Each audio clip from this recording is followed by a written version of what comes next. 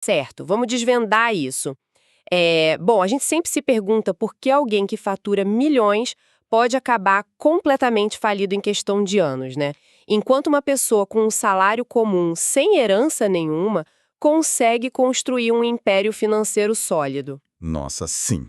E a resposta quase nunca está em uma planilha complexa ou em um algoritmo maluco de Wall Street, sabe? Exatamente. A resposta está na psicologia humana.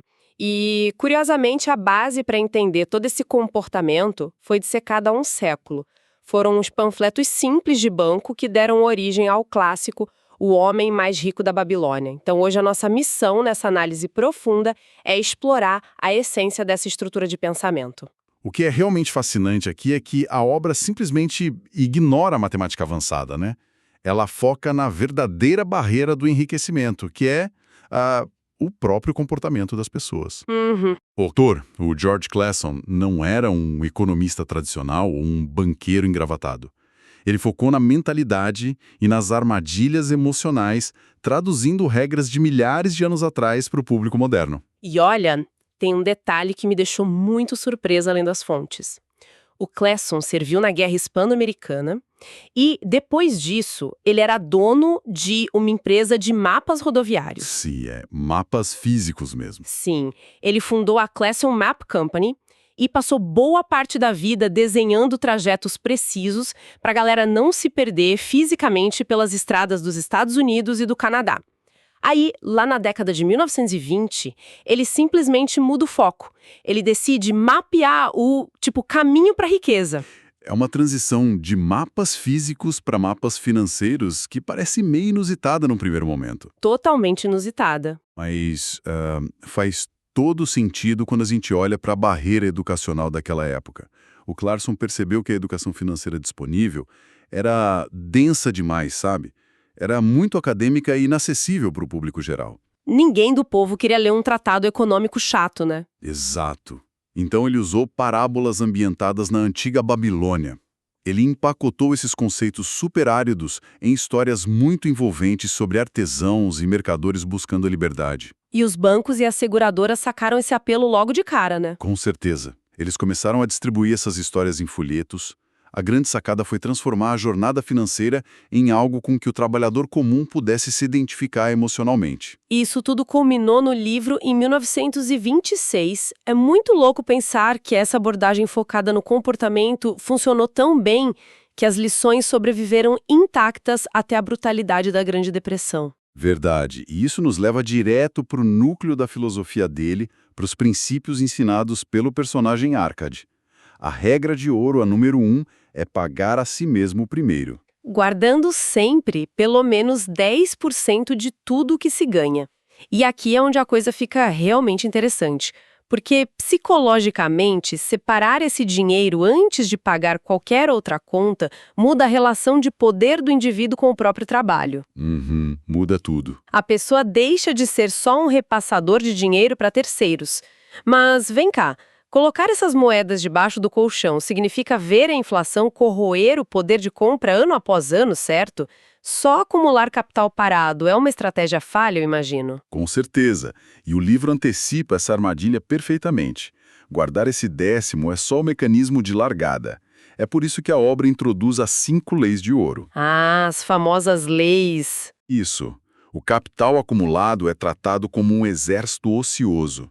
Ele precisa ser colocado para trabalhar incansavelmente, se multiplicando através de juros compostos. Além de, claro, garantir uma renda futura e tornar a própria moradia um investimento. Entendi. Só que, ao colocar o dinheiro no mundo, a gente esbarra no maior ponto fraco da psicologia humana, que é a ganância. O desespero para fazer o dinheiro crescer rápido faz as pessoas ignorarem totalmente o risco. Nossa, sim. Os famosos negócios da China. Alguém aparece do nada prometendo dobrar o investimento em um mês com uma oportunidade imperdível e, bom, de repente o exército inteiro é aniquilado em um golpe. Precisamente. Por isso, a proteção do capital é tratada como algo até mais importante do que o rendimento inicial. Existe um alerta muito enfático de que a busca por conselhos deve ser feita exclusivamente com quem já domina aquele ofício específico. Faz todo sentido. Se a ideia é investir em joias, Não se deve pedir conselhos a um fabricante de tijolos. Exatamente.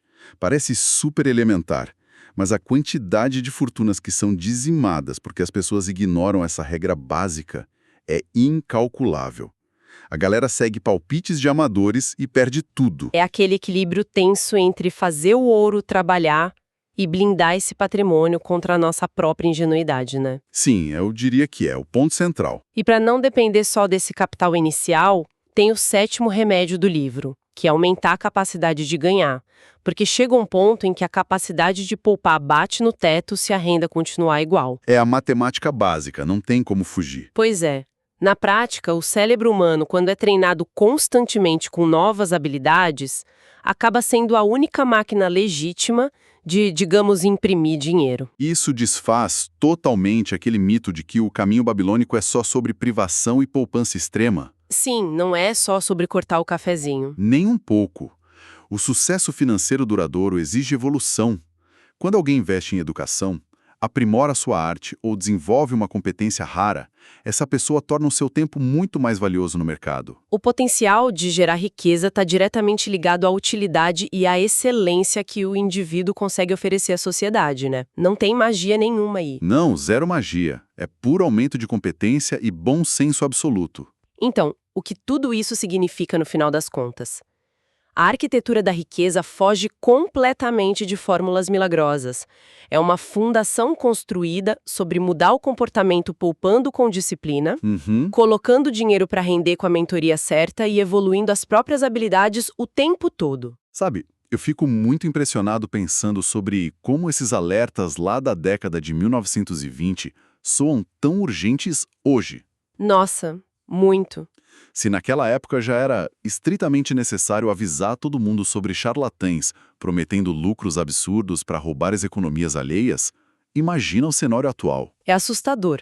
Esses mesmos falsos profetas da antiguidade agora ostentam carros alugados em vídeos curtos na internet, vendem aquelas fórmulas mágicas de sucesso instantâneo, eles promovem ativos virtuais sem lastro nenhum. É a mesma história, só muda o cenário e a tecnologia.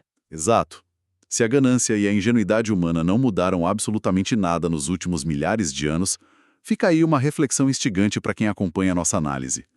Quem realmente são os guardiões do conhecimento aos quais a gente está confiando o nosso futuro financeiro hoje? E afinal, qual é o verdadeiro ouro do nosso século?